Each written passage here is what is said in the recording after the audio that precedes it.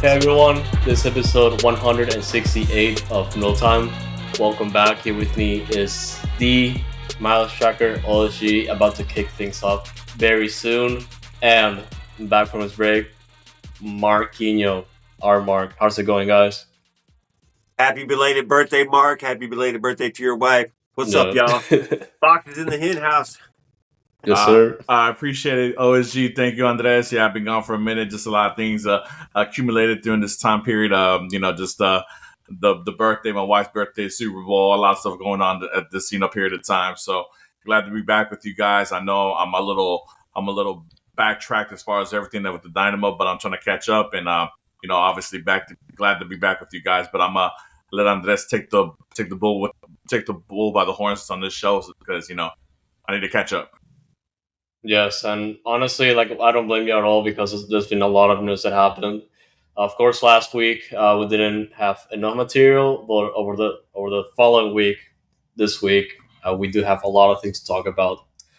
Big news over the past couple of days. Of course, a lot of those news, players to look forward to for 2026, which we're going to be talking about over the course of the episode. And of course, we're going to be recapping the preseason as well as to ask questions about the roster if the team is ready to go for 2026, man. But of course, the big news coming out of this week, the first one, of course, is the Mission Control jersey, man. The new alternate kit for the Dynamo for the next couple seasons is here.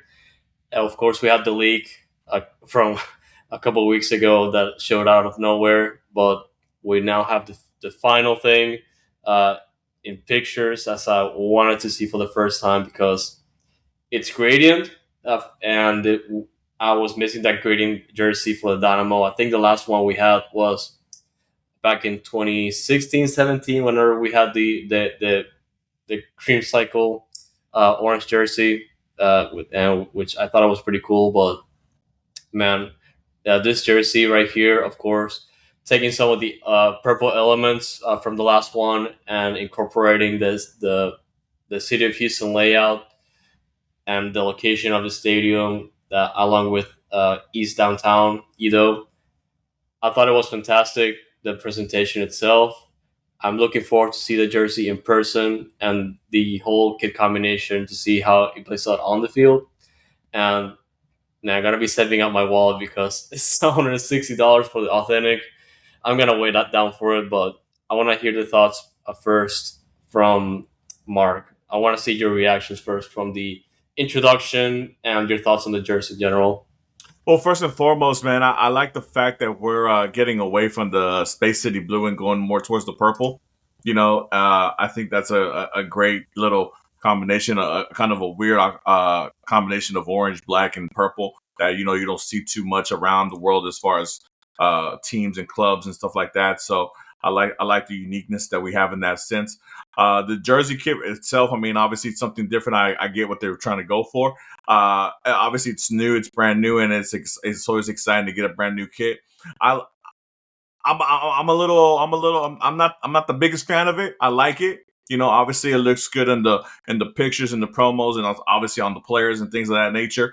Obviously, I can't wait to see it on the pitch and see how it really looks, and obviously in person to see how the texture and how the kit really looks, especially on somebody like myself. But obviously it's great to have a brand new away kit. The whole map thing on the jersey. Obviously, at first it kind of seemed a little bit too much, but I mean, obviously, I get it and I understand it, and it's a great way to coordinate the fact that that the Dynamo and East Downtown and everything they're located, and obviously the whole mission control thing that they're running with. It's a great homage to Space City and Houston and all that good stuff. So out of 10, I'll probably give it like a 6.57. Yeah, and it reminds me a lot of the City Connect jerseys from the Astros that was discontinued just last year. And just shout out to everybody joining in the chat and everybody joining in the live stream on YouTube. Dago saying that that jersey has been receiving too much hate. I actually like it. And Just Strong, our massive Just Strong, man, the Mission Control Kid and the first Texas Derby, good week, man. You Yeah, know, that. Just to go back on the thing, obviously, I think Dago does have a point in what he's saying as far as he's receiving a lot of hate. But I think that the standard of kits, especially with the away kit, it's gone up a lot over the Yeah. past recent years, right? With the purple lean kit, with the black kit, the blackout kits, and then obviously the tequila sunrise one we had prior before the rebrand and stuff like that. Like, we've had a lot of great away kits, for in the last decade and a half, and I not to obviously pour sand on this one or to disrespect this one, but obviously I don't think it's one of the best ones that we've had the last decade. But good away kit nonetheless. No, for sure. And OSG, what are your thoughts on the jersey? I know that we're bringing back purple to an extent, and people have their opinions, good or bad, when it comes to the color. But what are your thoughts on the kit? Look, I'm with Doggo. I mean, it did get a lot of hate at first, and the footy headlines didn't do it no justice either. Even though it looks the same, I think the picture was just like, man, it was bad, bad, bad. But now that you're seeing it, more on people, and I saw it on Diesel in a TikTok video, and it looks good. All the orange is right here with the purple. Then you got the orange back down here. Of course, you have downtown Houston right here. Hitting you right there, and it's. I like it. I like it. I'm going to be more than 6.5. I'm going to be more like a 7.5 right now. So obviously, when you purchase it and you put it on, that's gonna just go up a little bit more. So I'm with it, and I will most likely will get it this weekend and have fun with it. No issue on the back. No, yeah, and in person, I'm gonna have to see it. And of course, if you're able to find it either discounted, you might have to wait like another year. but and if you really like it, it definitely looks like a good jersey. So Use the discount yeah, code the team sent you. Use yeah. it.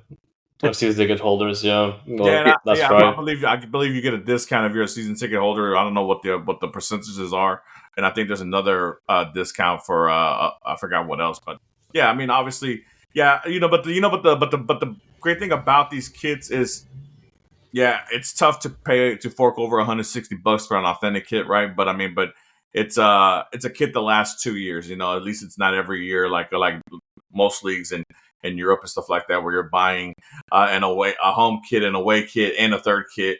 Unless you're a Napoli supporter where they release 7 kits per year. So Yeah, but Mark, we're still buying a kit every year. no, for sure, We got an away kit this year. We get a home kit next year. We're getting a third kit this year, so that'll be another one. for sure. I'm a dash side. I'm getting a new dash orange this year, so like I'm definitely got to get that one because I'm excited to see what that one's gonna look like. So yeah, bro, I'm forking over friggin' money left and right. No, for sure. And honestly, we have to consider the fact that we have this jersey that just released, and we do have the rumor that the Dynamo are getting a third kit over the course of the season. So we're looking at a lot of money coming out of your wallets very very soon if you choose to get the jerseys all in the same year.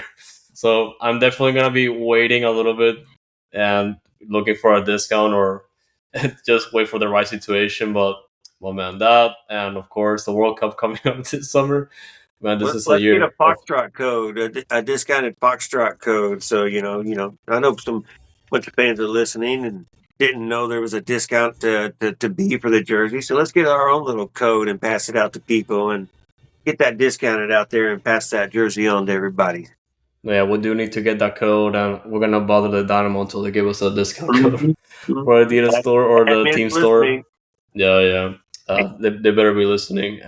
Shout out to Jeff Strong again, man. Happy birthday. Hopefully having a good one and you enjoy your jersey, man. So uh, there's that. And the other big news from this week today, and this one came out of nowhere for me because we're talking about a player that has been with the club for a very long time, has been with the club, especially in the championship years, all the way back 20 years ago, and has not been as involved as he was previously back in 2016.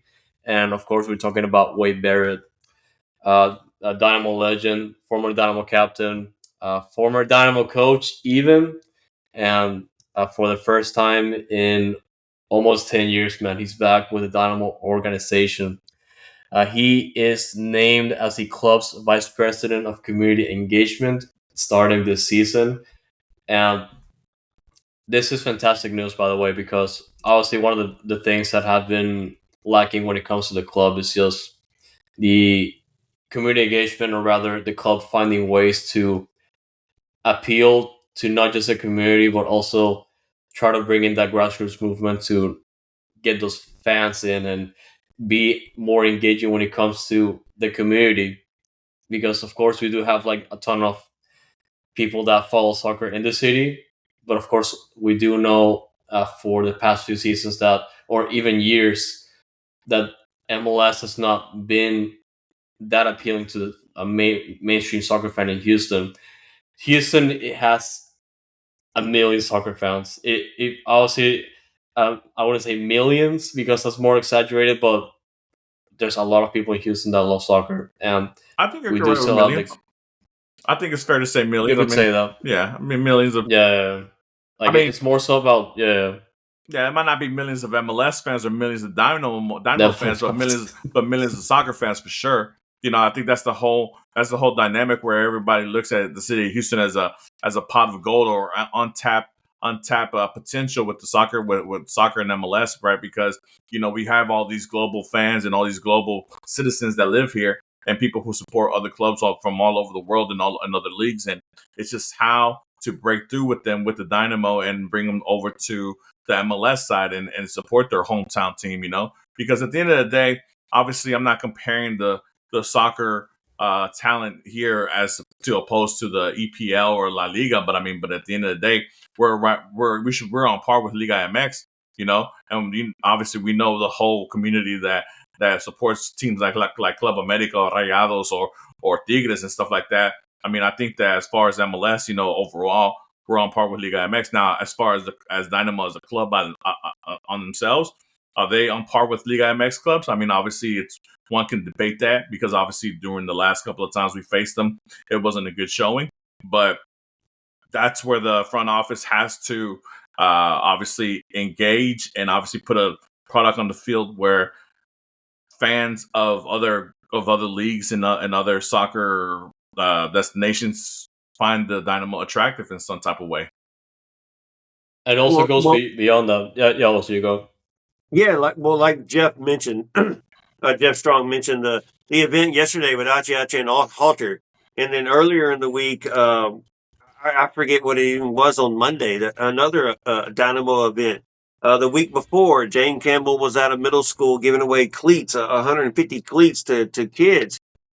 So it's there's Corrado already was great involved ways too. for Yeah, trying to reach out to the community. So Wade Barrett's a great person to you know you know him, you've heard of him, you follow him. He's a legend. He's got a yeah. great following.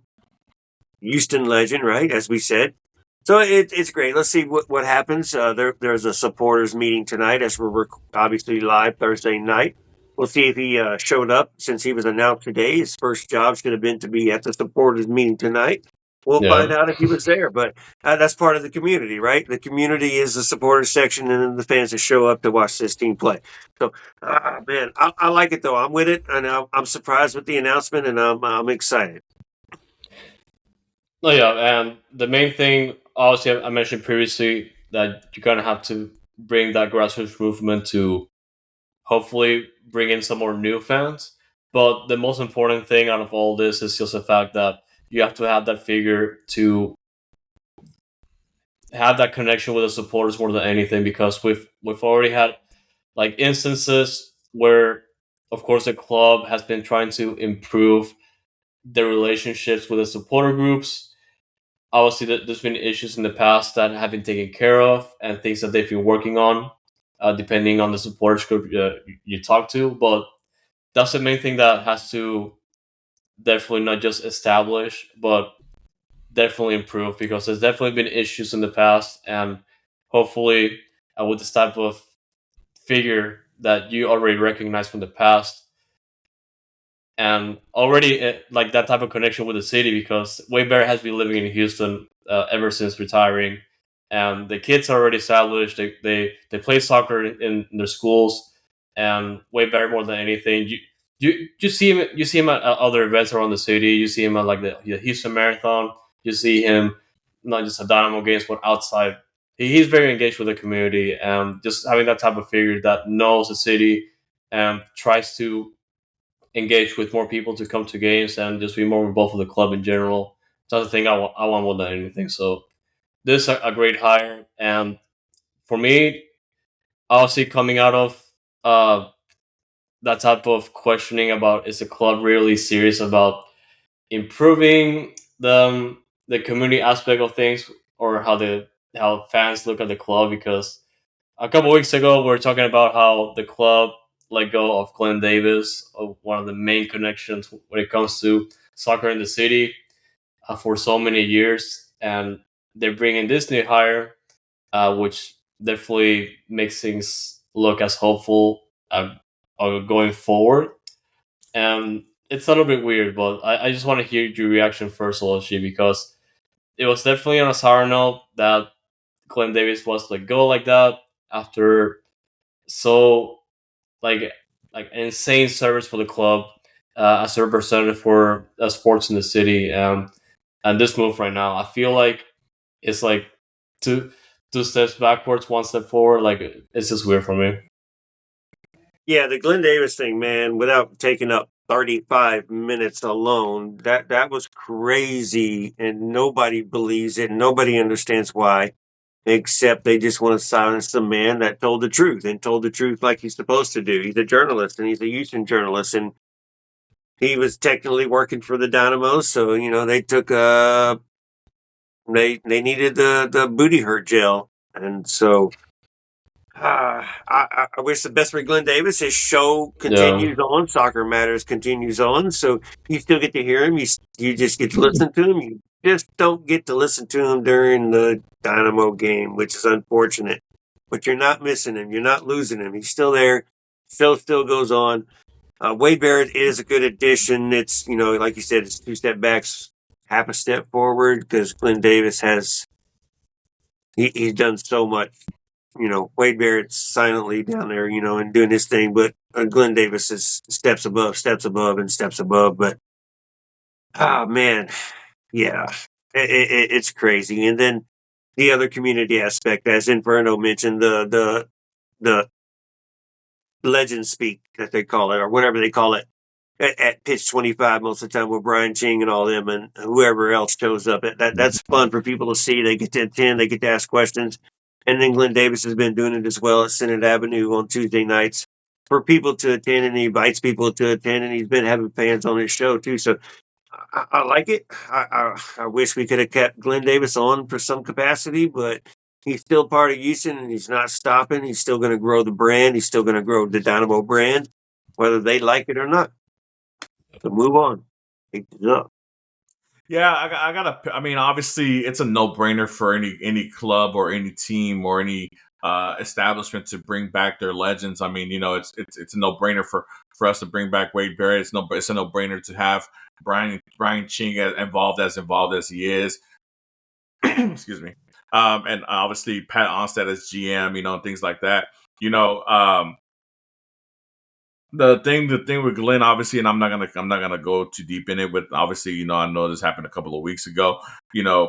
It's an unfortunate thing. I think Glenn is one of those people. I mean, I've come in contact with him a couple of times, and obviously he's been nothing but class every time I've talked to him. And he just has pure love of the game. And just like us, we want to see the Dynamo grow and become what what they really should be. I mean, for being the fourth largest city in the country, almost the third. I mean, the Dynamo have the potential to be an upper echelon MLS team, and that's all we want to see, realistically speaking. The fact that teams like Miami and the LA teams and or Atlanta and Seattle do what they do. I mean, obviously they've been able to tap into their fan base and their communities and get the support garnered to be able to spend the way they spend and able to get the sponsorship and and the involvement of companies and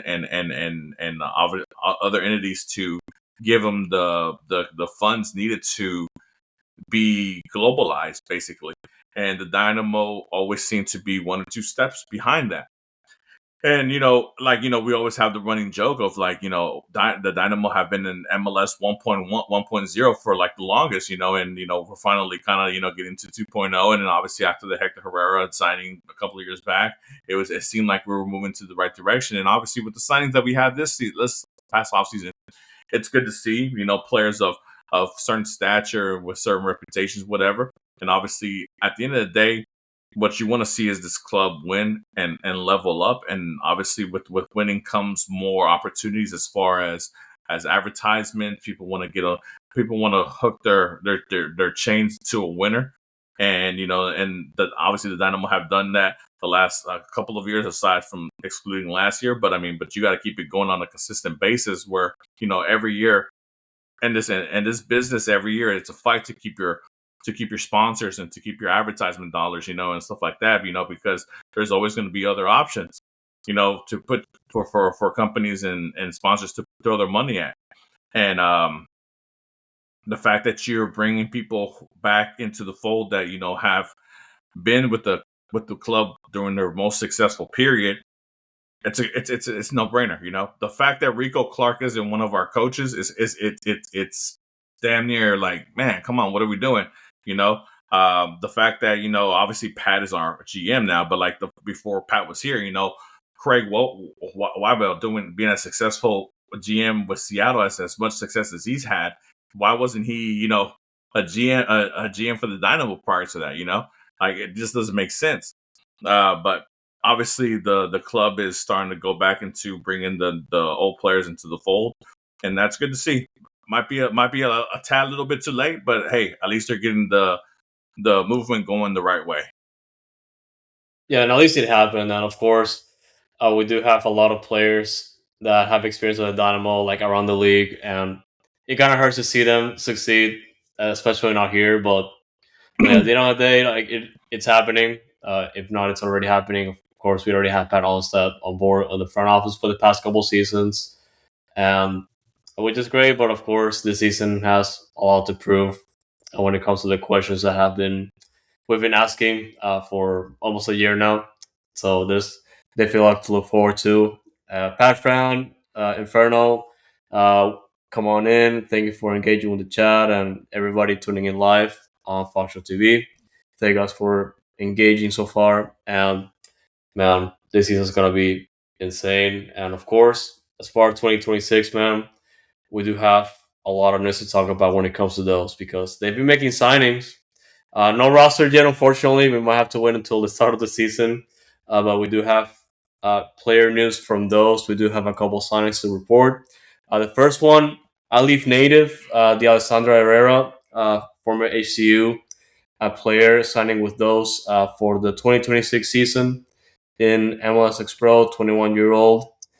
Man, it's going to be fantastic to see more academy players back in the fold. And man, you cannot say Dynamo without Brazil because we do have two more Brazilians joining the Dynamo, but they're going to be playing with those for now. But one player to look forward to is going to be Gustavo Doman. Just signed for the 2026 season on loan from Fluminense. You definitely heard of that club before, and one of the best academies in Brazil. It's going to be joining us for next year. And the other Brazilian, this is coming from Red Bull Bragantino, is going to be forward Artur Souza, also on loan for the 2026 season. This was going to have an option to buy. So we do have a couple players to look forward to already, and we'll definitely see if they make some signings ahead of the start of the season in 3 weeks. Their season starts in March 1st, and it's going to be against Rapids 2, I believe, and they're going to start on the road. But yeah, guys, I wanted to bring that up because, of course, we do have the academy still producing players. Ashley Mellison highlighting the fact over the past couple weeks that we've been producing talent. We're more so of a selling club at this point, and we chatted about the pipeline situation in the last episode. But I wanted to ask OSG first. Out of these three players, which one are you looking forward to the D'Lo, most? D'Lo. No, I'm just kidding. D- Herrera. His nickname is D'Lo. He's D'Alessandro or whatever. Herrera. He's just the most experienced one of them all. He went to college for 4 years, even though it was only Houston Christian. He's an academy player for the Houston since he was 10 years old. Went to Yep. Houston Christian for 4 years. For 4 years, he was a prominent offensive player. In the last 2 years, he had 17 goals and 19 assists. I like the production right there from an attacking midfielder. I think he is. I'm not too sure what I forget what his position was, but so I'm most excited about him just because of the experience, which means he can be coachable, and you're one step away. So we'll see how he performs when he gets to play in this level now. College, one step down, maybe two steps down. So it'll be interesting to see. Doman, your defensive midfielder, the lone. He's coming from where Andrade and Antonios Carlos is coming from. So, our pipeline is existing right there. So we're obviously watching this kid and have been watching him. So we'll see what he can do. It sucks that he's the Sebastian Rodriguez replacement pretty much playing the same position. Sebastian Rodriguez, even though it's not been announced by the Houston Dynamo. Hello, announce the mother play a game already. Yeah. So you need to announce the kid. We know it's happened. What are we waiting on? Announce him. You do everybody else. What are we waiting on? Announce the kid. He's on a loan, and then he'll be sold. He'll be bought because they're not going to want to get rid of him. And then the other one's Sosa. Yeah. Man, this dude's a project. Straight up project. Where was he at? Where we get him from? Sosa, he was from Verbal Bragantino. They loaned him out twice last year. So he's not even playing for them. And now we just loaned him from them. So he's been loaned out 3 times from his home team. So, Yeah. yeah, all right. So the kid's a project, a total project, and we'll see what he can do. It's Dynamo 2. So no risk, all reward, So, yeah, if you suck, you're gone and you're out, and it didn't cost us nothing. So I like the 3 signings. You know, Brazil continues on from the first team to the second team. And I like the academy players that we've been highlighting on the Instagram of Dynamic Foxtrot. There are some academy players, Martelli, Chris Gonzalez, Yeah. and among others that I can mention 4, 6, 7, 8 more, but they're doing a great job playing for the national team, playing for the Dynamo Academy as well, scoring goals, making attention, drawing attention, Mexican national players as well too. So pay attention, y'all. They are growing. They are coming up. It's slowly, and they're young. They're really young. So that's the issue with the academy right now. Finding Yeah, those players, man. But they're doing a good job. So y'all just keep seeing it. Follow on Dynamic Fox at Instagram. I keep highlighting the Houston Academy, their own Instagram. So when they post something, I repost it too. So hopefully we can get out and see some of their games. I know when they come to Austin and play against Austin, since unfortunately still live here. I'll go over there and I'll check them out on that weekend as long as we're not in Houston already and taken care of. But good job, Academy. Oh yeah, man. On top of that academy, Sabir Mohammed scoring against FC Dallas, and hopefully we get to see him with those. And man, I'm looking forward to this season. Mark, you wanted to say something? Yeah, I mean, obviously with MLS Next and Dynamo Dose, I think Asher and Pat are trying to take full advantage of both pipelines that they have available to them. Obviously, the pipeline of going down to South America and grabbing young South American players has worked out better for them than the homegrown talent in our backyard.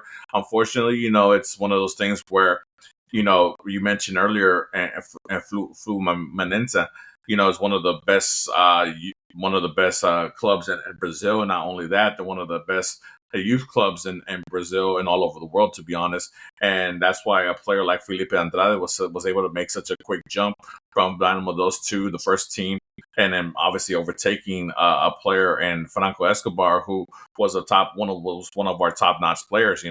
And we're hoping to hit doubles with Gustavo coming in from the same place and doing the same thing. Hopefully, And obviously, Antonio Carlos as well. yeah, and the thing is, like, obviously it looks a little bad, obviously, with the homegrown talent from Houston not getting the opportunity as far as the South Americans coming in.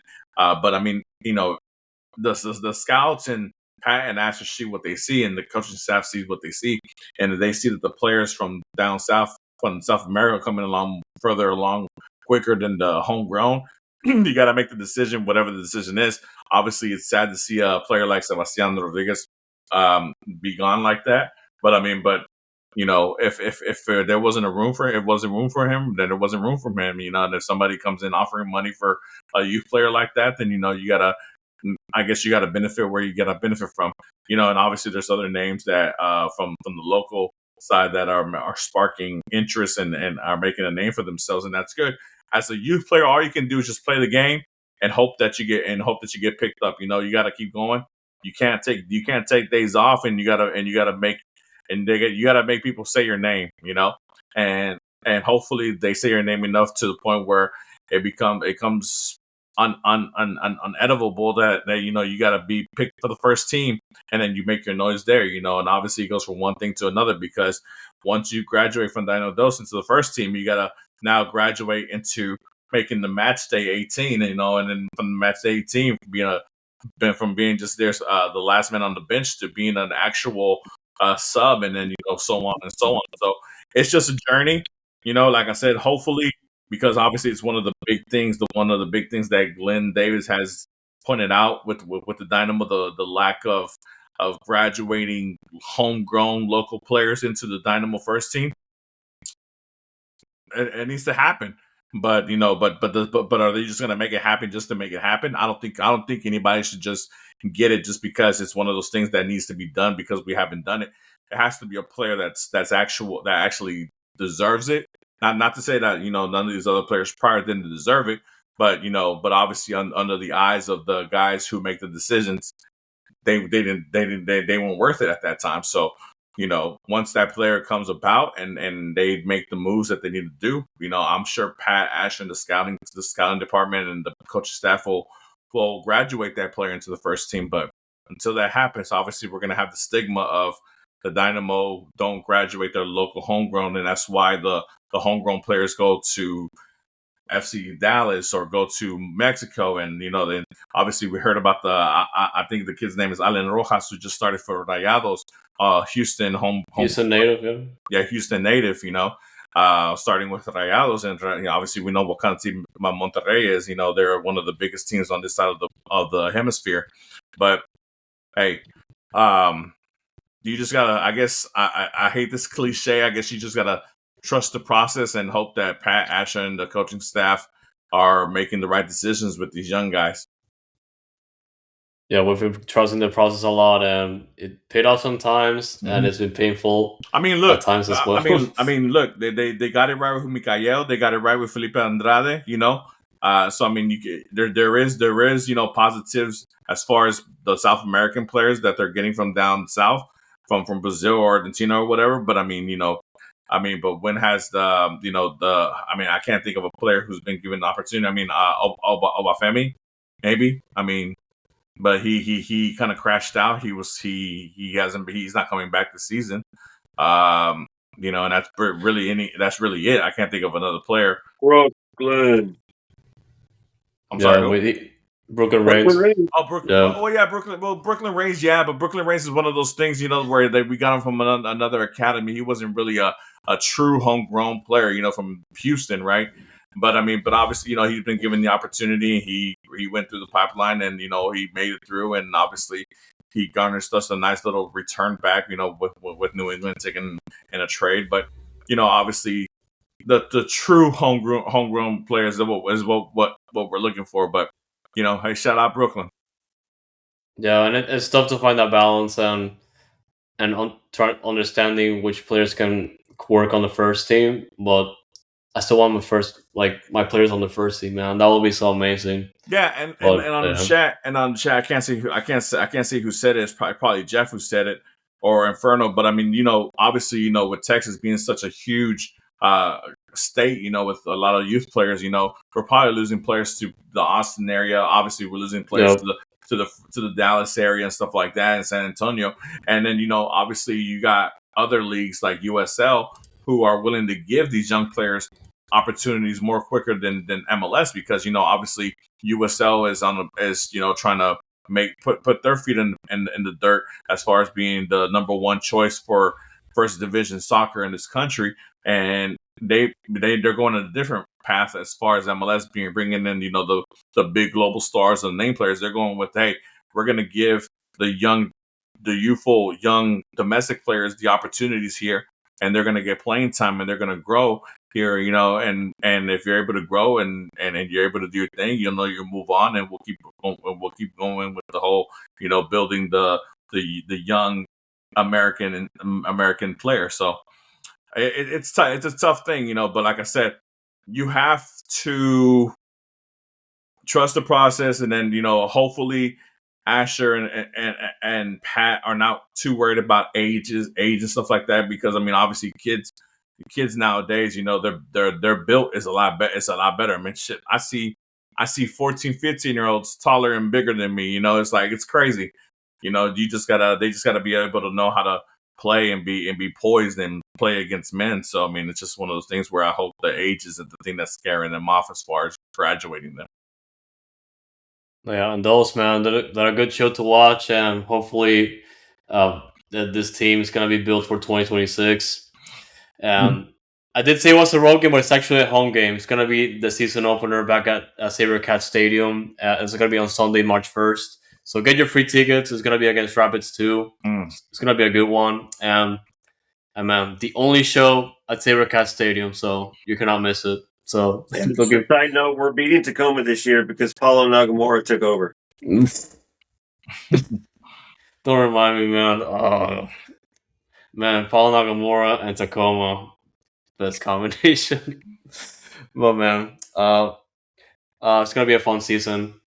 Fingers crossed. Knock on wood, whatever. But yeah. Down with preseason, man. Only one more scrimmage this weekend against Rebel New York.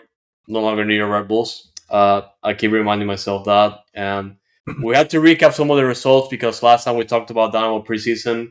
In the last episode, they played the game against FC Cincinnati, and in the past few games, no streams, unfortunately. We only have results and lineups to go out of, and of course some goal highlights, which you can always watch on Fox TV. We do have all the goals and all the media remarks uploaded right now on Fox TV, so check it out after this episode. But we do have the results to go through. The Dynamo did beat New England Revolution back in the last preseason camp game in Tampa. That was 3-2. And back in Houston, they did beat San Antonio FC 2-0 at HSP. The first game of Tornado Tejas, which was against Atlanta United, they tied 1-1, but they won the penalty shootout 4-3, thanks to some penalty saves from Jimmy Maurer. And the last preseason game this week, of course, it was back in Frisco. Houston winning 2-1 against FC Dallas. And like I said, it's just annoying because we're not able to go through these results. Player getting the winning goal. Yep, Samir Mohammed. That highlight, that goal, that was like so delicious. Even though it was just like a set piece goal, like a header, man, like it was just fantastic to see. But yeah, I wish I was there to analyze that game because unfortunately the team likes to be secretive up until the last preseason scrimmage of the season. It's going to be the Fan Fest at Shell Energy Stadium this Saturday. Well, Andrés, we did have somebody at the Atlanta game in Houston, and they did write an article about it. So if you want to check it out, go check it out. You can see it on the dynamicfoxtrot.com and find that article there in the blog section. So Herman, who is back with Foxtrot, was at that game. I will be at the game this weekend for the Fan Fest and the Fan Fest. So y'all look for it and look for me, and y'all say hello, but we'll get as much coverage as we can for you. And now the season started, so y'all look for it. Game days every weekend now, Dynamo and Dash. Yeah, soccer season. Yeah, Ponce score the first goal for the Dynamo against FC Dallas? yes. He did Yeah, a so I little mean, tap in. obviously it's good to see Ponce get on there. Get on there. I just saw him as I'm saying that. I see Inferno say Markinich over Ponce. Obviously, Markinich is having a great preseason with the Dynamo.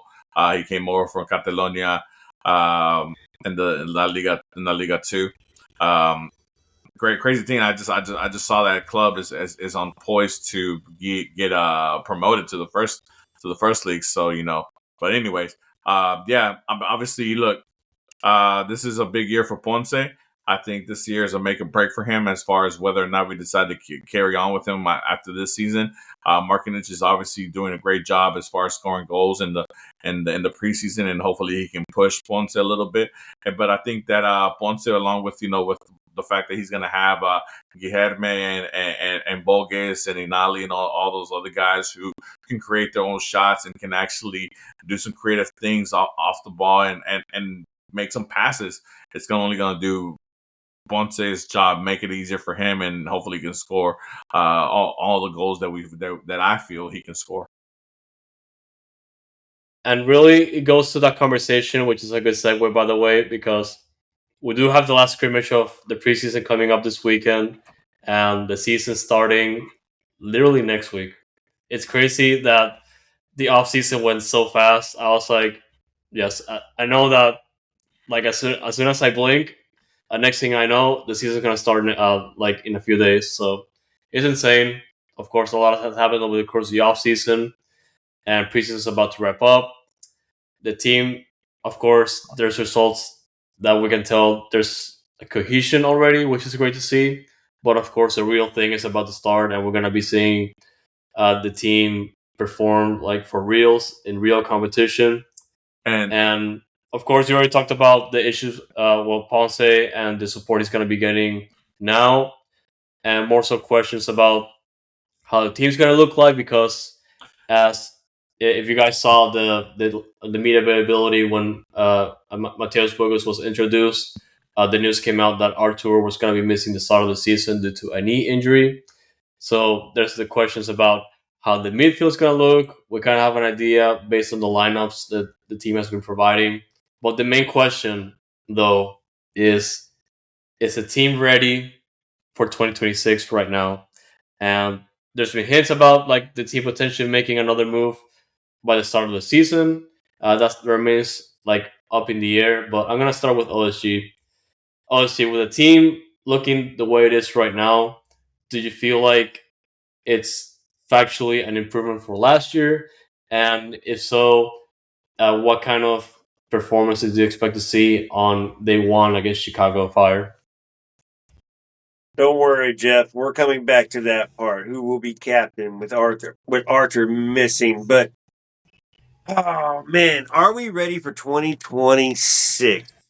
Man, that's a loaded friggin' question. Yeah. We're definitely better than last year. We definitely need to improve on the back line still. We have no depth back there, or not enough depth, or we're not seeing enough depth right now, but that's why we have Trialists playing. We have Redacted playing. We have Trialists playing again. So we have opportunities out there to get some players that could be good enough to make the first team, who comes out of the woodworks or whatever. But man, yeah, so need to get some depth, need another signing. Andrade is already hurt, so that's already become an issue. Artur going to be out for quite a while now, so who will be captain? We'll come back to that. Are we ready for 2026? Well, FanFest is a great opportunity to go see that, see if the Yep. team looks ready. It is a preseason game. It's the last preseason game. They say the first team is going to play the 90 minutes, and then you'll get to see 30 minutes of other players. So come out, check it out. It is free. RSVP through the Dynamo to get your ticket. It is a free friggin' ticket, but you need to sign up for it for some reason. But I think they just want to control, make sure they don't do a sellout, which they Yes. shouldn't be worried about. So check out the jersey. Will be on there as well, so you get to buy it if you want it. But are we ready? Man, that's a tough question. We're there. We're going in the right direction. I need to see it in action now. Definitely. And obviously, we as soon as we record next week, and after you get to watch the game as well as like any Foxtrot game thoughts day. from Foxtrot game day from you and really the remarks for everybody else, we might have like a much better understanding of where we're at going towards next weekend against Chicago Fire. Mm-hmm. And if there's a signing that comes up, of course that can definitely help because as you mentioned, we need depth like in the back line as things start up and we're trying to like cover all of our bases. Of course, we have to consider injuries. We have to consider players missing significant time for that, and if they're able to just stick together, because that was our main issue last year. We had so many issues with players missing time because of injuries and just like overall like hindering our performance over the long run, which in turn lost us results, loss of points, goals going to our back of the net, which sucked big time. And of course, Mark uh, told that early on when it comes to our lack of scoring and our lack of scoring output in general. Like it was just miserable last year, but it remains to be seen. Honestly, like we to an extent because on paper we do have like a much better team, or we do see some sort of like that type of chemistry already, which is great. But we have to see it, man. I kind of hate that we have to kind of assume things based on the preseason lineup, since we weren't able to see all these games that happen, and it sucks. But man, a new season, new opportunities for everybody, which is great. But with Ben, you can assume a lot with Ben Olsen at the helm. So you see the lineup, you can assume how it's lined up and how it's being played out. You just don't know how it's playing out. That's the only problem. Admin's doing a great job helping us out too at the same time. But I think Yeah. one of the things that put us like a way ahead from last year, for example, is the fact that all our signings came before, and all the signings were Right. able to play with each other. So the fact of the matter that they were able all to have games underneath their belts and get to know each other quite a bit, because I mean, obviously they've played up to this point like 6 games already in the preseason. So I mean, that's a lot of game time to get to know each other, obviously in practices and stuff like that. We're not making last minute signings like 3 hours before the season starts and stuff like that. Regardless of whether or not we make another signing before the start of the season, that at the end of the day, whether it's an offensive or defensive player, the main players that we wanted that we've gone after, they're here. They're making their impact. They're getting to know each other. They're getting to know each other's instincts and the way they play and the way they move and where they want to be and all that good stuff. So I think that just in that by itself is going to put us miles ahead of where we were at last year this time, at the beginning of the season. So I think the Dynamo will have a really good chance, hopefully, with starting the season off a lot better than they did last year. Now with Mark, that that's being funny that you brought that up. Herman at the last game was able to ask Ben that question about bringing in the players ahead of time. And he's like, I don't want to talk about last year, but yes, exactly what Mark just said. Ben basically said the same thing. And you yeah. saw that in the video and the press release as well. So, yeah, good point, Mark. And that's why, sometimes even though we have criticisms of the way Olsen does do things as coach, you have to give him that benefit of doubt, because the first month was a complete loss of last season. The first month was just complete, like,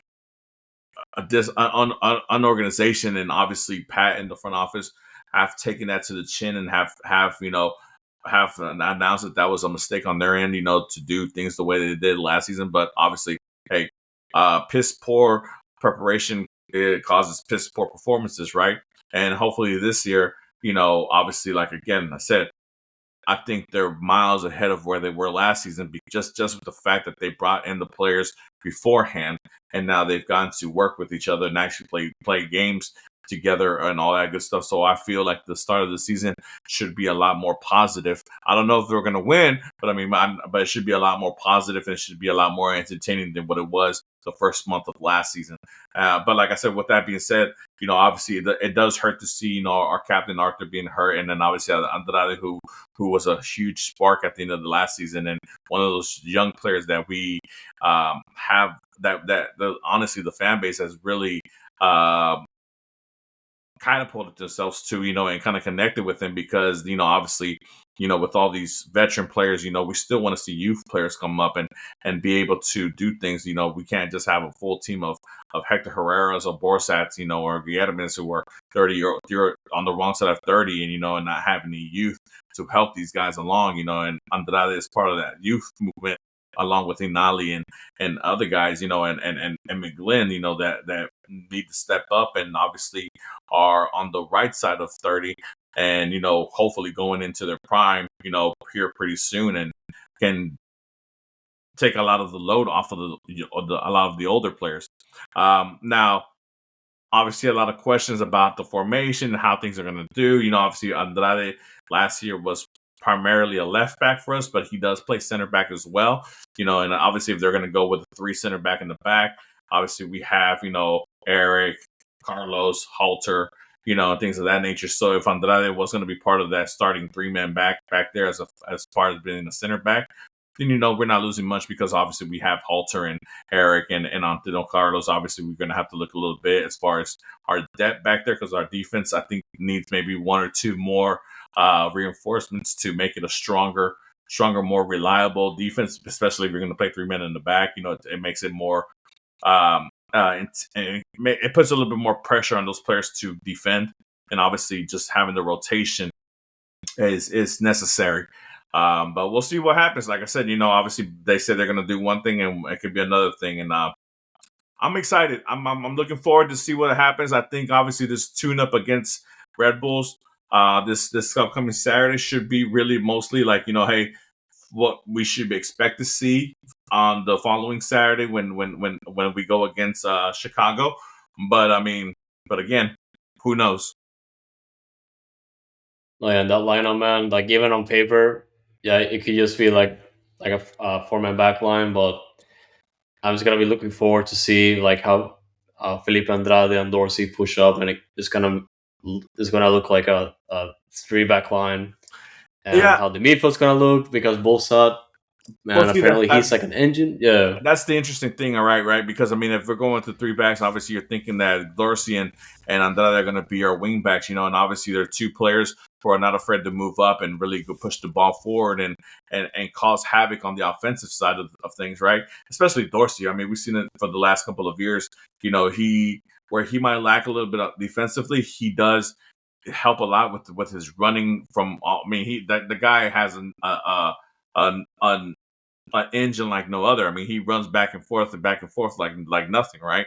And obviously on the offensive side, especially on the right side, because that's where he plays, he's been able to create a lot as far as from the back end and move the ball up further, quicker, at a much quicker pace, and do things that Ben, I think, likes to do as far as, moving the ball from outside the wing into the box.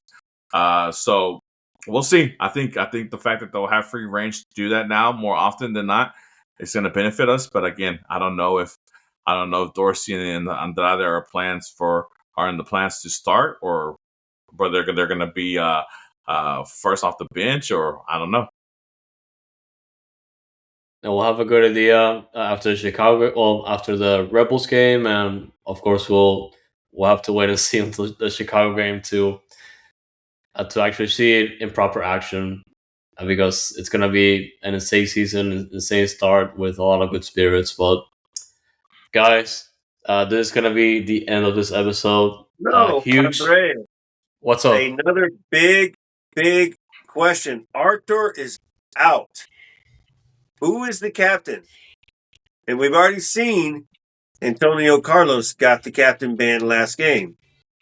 Who got it? Dallas? We don't know. We didn't get that hint. We didn't see no pictures. We didn't hear nothing. We're going to see this game who's going to get the armband.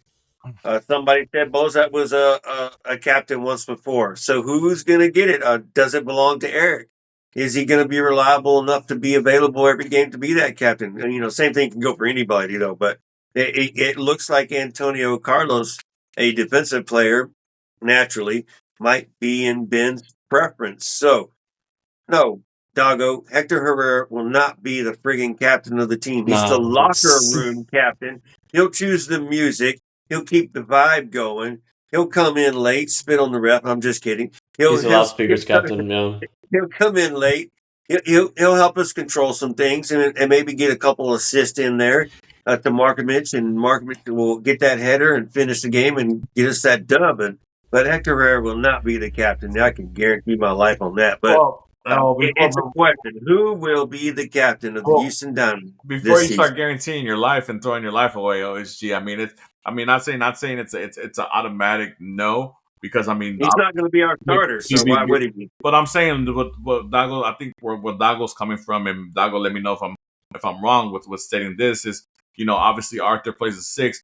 Hector Herrera can play the 6. He might be the replacement for Artur, while he's injured, playing alongside Bozak, because he'll play alongside Bozak unless Bench is going to have one defensive mid. I mean, who knows? McGlynn has already dropped back as well. We don't, but you don't want McGlynn dropping back. It's the whole purpose of McGlynn. He has no choice. The whole point of McGlynn is to be up there and go up there. So why would you? No, because you brought him. That's why you brought in all these other players. Well, I get that. Herrera will not start. Be a regular starter. But you also got to remember, Herrera has the advantage because he knows the system. He knows what Ben wants. He knows that. Bozak, even though we're hoping that he is what he did with Velez and all that stuff, and he's shown a lot of great stuff in the preseason. We still don't know. I mean, at the end of the day, it's going to be the first game of the new season. Obviously we hope that everybody's available, but when people are not available, you got to go with who knows the system best. And at this point, Achi knows the system best. Now, I know he will not be the captain.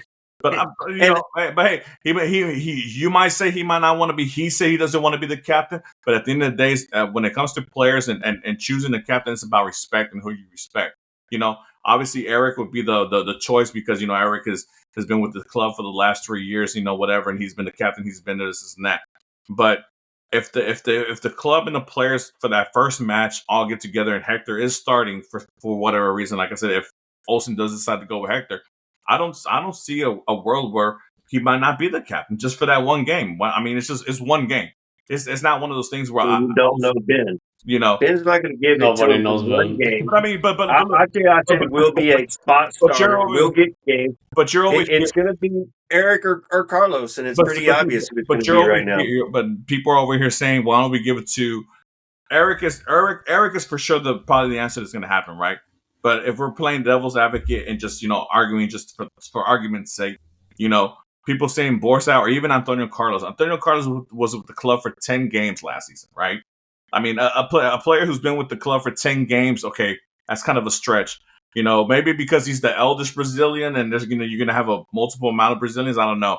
I'm never one to give the goalkeeper a ban as far as bond, because goalkeeping, you can't really move around. Besides, all right, well, we're running out. We're running out of time. But so also, what Ben has said himself, from y'all that have followed and listened to the Foxtrot TV videos that the Dynamo have been providing and everything, you also, have some context too into it to who Ben is probably going to choose and who he's looking at. But so that's why I put my money on one of the defensive backs, the center backs. So aside from Merrick, you think it's going to be Antonio Carlos?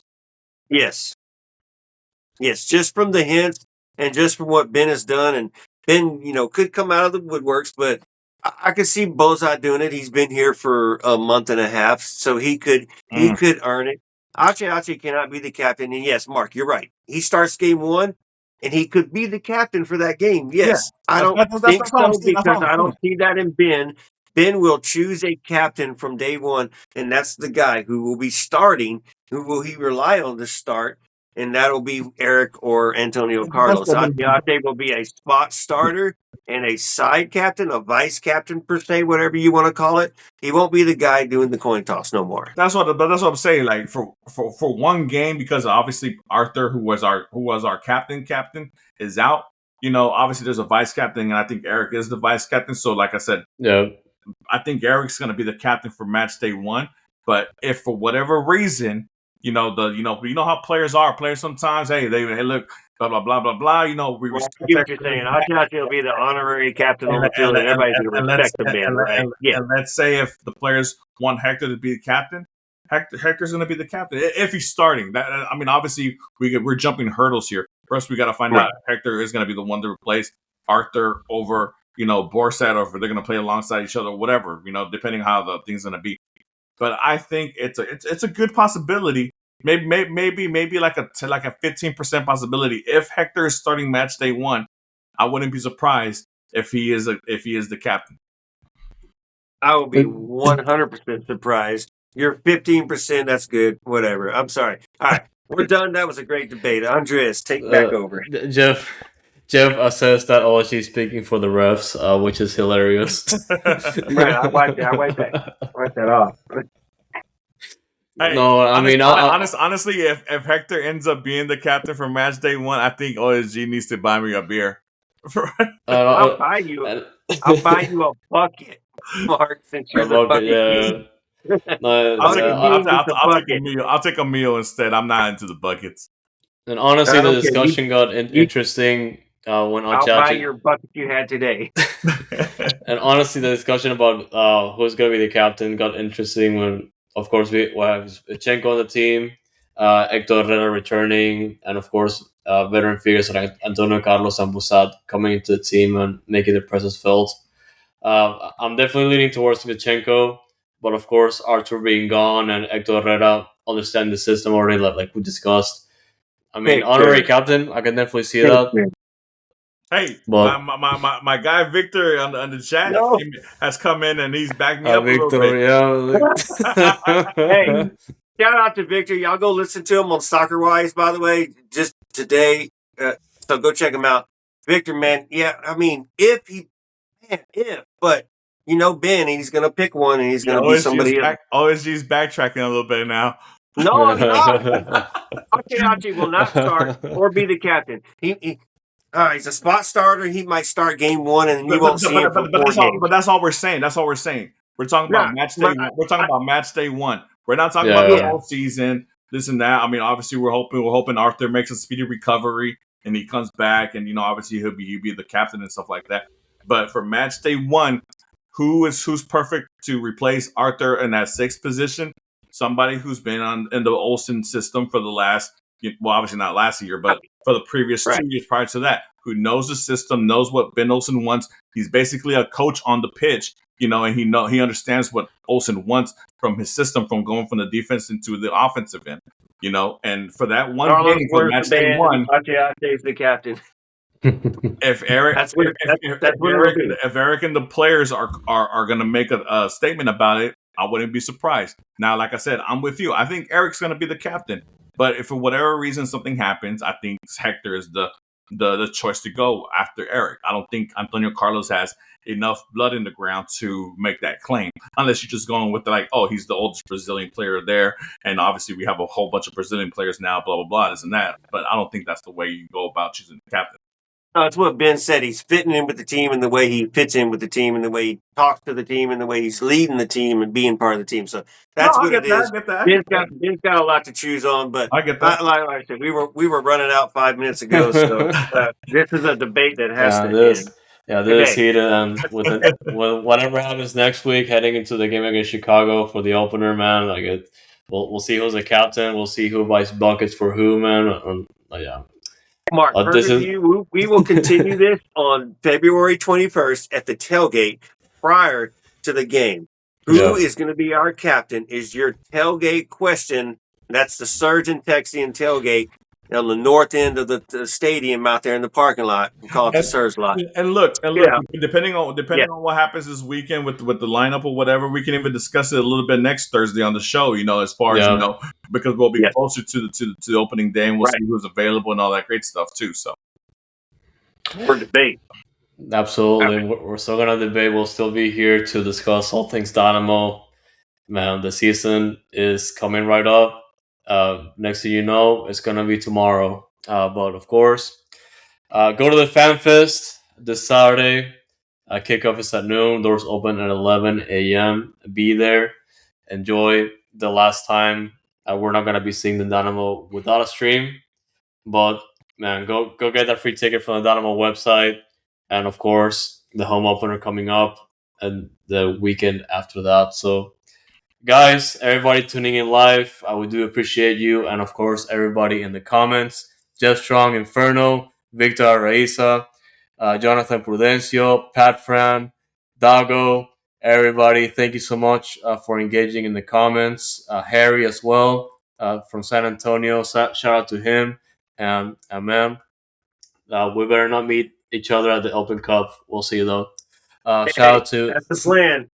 that's the plan. Yeah, as long as it's not Tacoma, we should be fine. But yeah, thank you guys so much for tuning into this episode. And whatever you are listening to, we do appreciate it if you are staying subscribed and giving us feedback. Like the episode, and man, dynamicfoxtrot.com is going to be the site to check all of our news, all of our content. As soon as the season starts, it's going to be insane.